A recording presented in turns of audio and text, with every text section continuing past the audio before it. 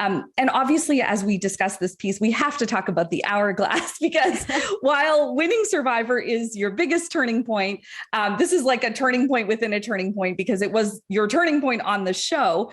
I think everyone who's here would agree. Can you take me through your decision-making process here? Yeah. So for the hourglass, I mean, to be honest, as soon as Jeff handed me that thing and explained what it was, I started reaching for the hammer. I think that Jeff actually had to swap my hand away. It was a really easy decision. And I think that since I was so aware of where I stood socially in the game, I knew that Heather was my ally. I knew that the people on Luvu were unlikely to be trying to protect me behind my back. And I knew that for me, I really needed to build relationships outside of my original tribe. So when you look at the two groups of people, one that you could keep safe and one you could put at risk, one was primarily my original tribe. One was a bunch of new people that I haven't met before. And then also one decision would lead to my safety. I think it was a pretty easy decision for me to decide to smash it. But I think that in terms of really the turning point that I had while I was on exile, I think that what really came to head after I cried my eyes out, I cried a lot. I feel like they had a lot of crying content of me. So I'm sure that they could probably put together like a full series of just me crying.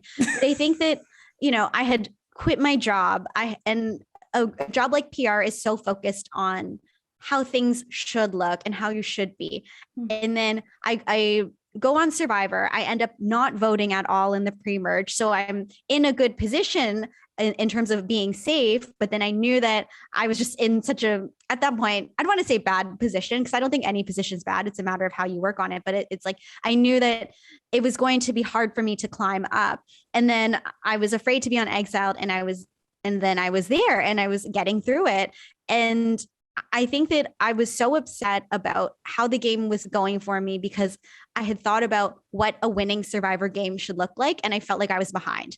And what I really let go of on exile was the expectations for what it means to be a winner, what the winning game looks like. Because I realized it doesn't all have to look the same. It doesn't have to be pretty. I should be able to set for myself whatever my winning game is going to look like. So I think that when I broke the hourglass, I also had broken these crazy expectations for me. And then I think that also helped me in the second half of the game too.